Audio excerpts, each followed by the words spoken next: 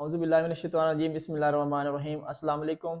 میں ہوں عمران حیدر۔ تو آج میں آپ لوگوں کو بتا رہا ہوں کہ جو سلطان صلاح الدین ایوبی کا ریئل سٹوری ہسٹری جو ہے وہ آپ کو میں سنانے جا رہا ہوں کہ 1182 میں ایک عیسائی دستے نے حجاز سے مصر کو واپس جانے والے حاجیوں کے ایک قافلے پر حملہ کیا اور اسے لوٹ لیا۔ ایک مصری واقعہ نگار محمد فریق لکھتے ہیں کہ سلطان صلاح الدین ایوبی کی بیٹی بھی اس قافلے میں تھی، لیکن کسی اور مرغ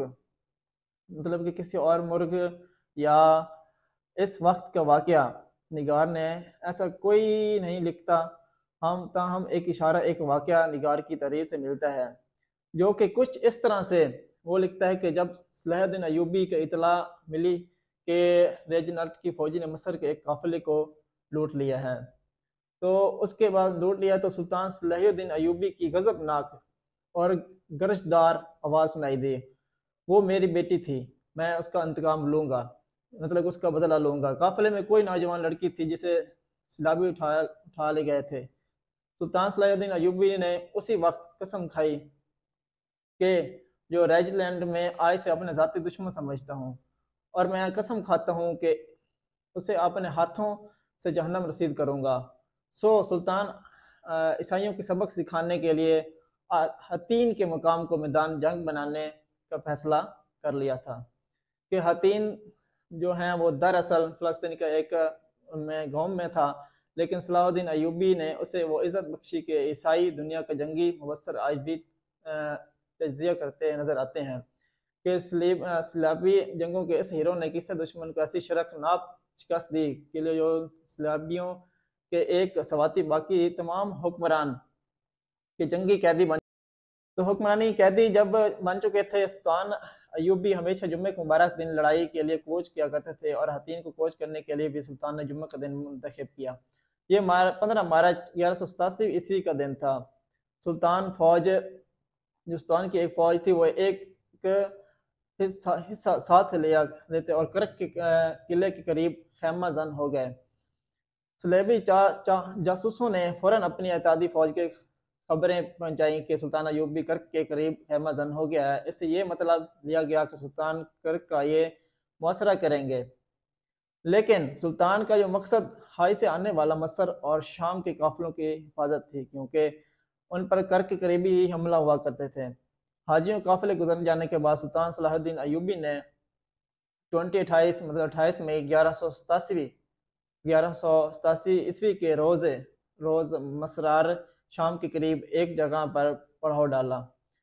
سلطان کا یہ ارادہ تھا کہ مصر اور شام کے فوجیوں اس سے ملیں گی۔ سلطان کا بڑا بیٹا عبد الملک فضل، جس کی عمر 16 سال تھی، وہ ایک مشہور سالار الدین مظفر الدین کا ایک ساتھ جا ملا۔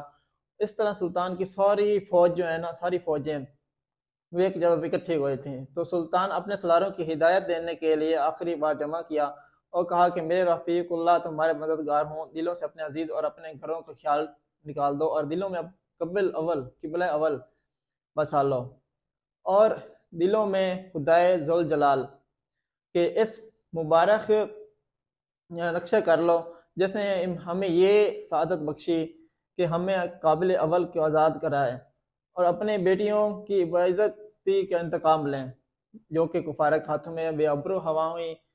ہماری تعداد دشمن کے مقابلے میں کم ہے، اور آپ کا مقابلہ 7 صلیبی فوجیوں کے ساتھ جن کے بستر نائٹ سر سے لے کر پاؤں تک زیر بختے میں ڈوبے ہوئے ہیں۔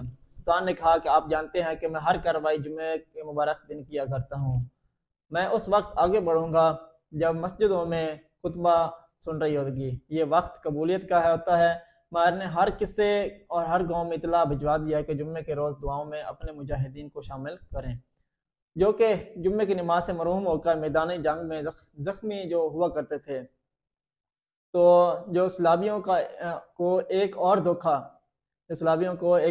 یہ ہوا کہ سلطان ایوبی اکثر چھاپا مار کی قسم کی جنگ لڑا کرتے تھے، جس کے ذریعے کم از کم نفری سے دشمن کی زیادہ تعداد پر ضرب لگاؤ اور بھاگو کا اصلوں پر حملہ ہوتا تھا۔ صلیبی فوج جو قلعہ بندیوں میں تھی اور بیروی تھی۔ سلطان ایوبی رفتاری سے فوج کو اس طرح ڈپلے کیا کہ جھیل گیلی کہ جہاں پر صرف ایک ہی تالاب تھا۔ سلطان نے اس تالاب پر قبضہ کر لیا۔ سلابیوں کی ایک فوج نے سفاریوں کے مقام پر اپنا پڑاؤ ڈالا، لیکن سلطان ایوبی جو ہیں وہ مقابلے کے آگے بڑھنے کی بجائے تبریہ کے مقام پر رکے رہا۔ وہ دراصل سلابیوں کو حطین کے قریب لانا چاہتے تھے۔ جب سلابی آگے آتے نظر آئے تو سلطان نے پیدل دستے ذرا سا آگے بھیجے اور خود ہلکا رسل لے کر تبریہ پر حملہ کر دیا اور حکم دیا کہ تبریہ کو تباہ و برباد کر کے شہر کو آگ لگا دی جائے، کیونکہ تبریہ کا قلعہ ذرا ہٹ کر تھے۔ فوج قلعے میں تھی۔ شہر کو بچانے کے لیے فوج قلعے سے نکل کر شہر کو روانہ ہوئی۔ سلطان ایوبی نے اس کا راستہ روک لیا۔ جو سلابیوں کی فوج جو کہ قلعے سے آئی تھی، ان کی کمان شاہ ریمان کے ہاتھ میں تھی۔ تبریہ کے ٹکریوں پہ اس کی اور سلطان ایوبی کے سپاہیوں کی آمنے سامنے لڑائی ہوئی۔ قاضی بہاؤالدین شداد اس لڑائی کو آنکھوں دیکھا حال ان الفاظ میں بیان کرتے ہیں۔ وہ لکھتے ہیں کہ جو بھی دونوں فوجوں کے سوار نے ایک دوسرے پر حملہ کر دیا۔ ہر اول کے سوار تیر چلاتے آ رہے تھے۔ سلابیوں کو موت نظر آنے لگی تھی اور مسلمان کو پیچھے دریا اور سامنے دشمن نظر آ رہا تھا۔ پیچھے ہٹنے کے لیے ان کے پاس پیچھے ہٹنے کو کوئی بھی جگہ نہیں تھی۔ سوائیوں دنوں میں دونوں فوجیوں اتنے قہر سے لڑیں جس کی مثال تاریخ برداشت نہیں کر سکتی۔ سارا دن لڑائی جاری رہی۔ رات کو مسلمان چھاپا ماروں سے دشمن کو پریشان رکھا۔ دشمن کی فوج ہے اور گھوڑے پیاسے تھے۔ دشمن کی جو پیاسے وہ گھوڑے پیاسے تھے۔ چھاپا مار دشمن کی پانی کی تلاش میں جانے میں نہیں دیتے تھے۔ اگلے روز سلابیوں نے ٹاکریوں پر چڑھا کے لڑائی لڑی۔ مسلمان بڑھ چڑھ کر حملے کرتے تھے، مگر سلابیوں بلائن سے فائدہ اٹھا رہے چونکہ وہ فائدہ اٹھا رہے تھے۔ مسلمانوں کا یہ رسالہ چونکہ جو تھا وہ ہلکا تھا، اس لیے انہوں نے ٹیکریوں کا گھیراؤ کر کے اپنے اوپر چڑھنا شروع کر دیا۔ پیادہ تیر اندازوں نے ان کی سروں کے اوپر تیر برسائے۔ اتنے میں سلابیوں نے دیکھا کہ ان کے کمانڈر کا جھنڈا نظر آ رہا ہے۔ ہوا دراصل یوں کا ان کا بادشاہ میدان جنگ سے بھاگ گیا تھا، حالانکہ اس نے سلاب اعظم پر ہاتھ رکھ کے اپنے اتحادیوں کا وفادار رہنے اور پیٹ نہ دکھانے کا حلف اٹھایا تھا۔ موراغ لکھتے ہیں کہ سلابی اعظم حطین کی اس جنگ میں صلاحی تھے۔ بھاگنے کے تمام راستے بند ہو چکے تھے۔ اب سلابی دفعی جنگ لڑ رہے تھے۔ بلندیاں ان کی مدد کر رہی تھی۔ مسلمانوں نے لکڑیاں جمع کر کے سلابیوں کے ارد گرد آگ لگا دی۔ رات کو سلطان ایوبی کی فوج گھاس اور لکڑیاں جمع کرتی رہی اور آگ تیز کرتی رہتی۔ دن بھر کا پیاسے اور تھکے ہوئے سلابی ٹیکریوں پر جلسنے لگے۔ ان میں سے ایک دست نے بھاگنے کی کوشش کی، لیکن مسلمانوں نے ان میں سے کسی ایک کو بھی زندہ نہ جانے دیا۔ دوسرے دن سلابی فوج نے ہتھیار ڈال دیے۔ 3 جولائی 1187 عیسوی کے روز سلطان صلاح الدین ایوبی نے اپنے منصوبے پر حملہ شروع کیا، جو کہ سلطان حطین کے لیے بنایا تھا۔ یہ بھی جمعے کا مبارک دن تھا۔ سلطان کے جاسوسوں نے سلطان کو بتا دیا تھا کہ سلطان کے سلابیوں کی جو تھی فوج انہوں نے اتحاد کر لیا ہے، لہٰذا سلطان ایوبی کی جنگی طاقت جو تھی سو وہ تھی۔ سلطان نے اپنی جالوں فوج کی تقسیم، چھاپے ماروں کے استعمال، نقل و حرکت کی انداز میں رد و بدل اور کارگر طریقے اور داؤں سوچ لیے تھے، جو سلطان دشمن کی بڑی خوبی سے حطین میں لے آئے۔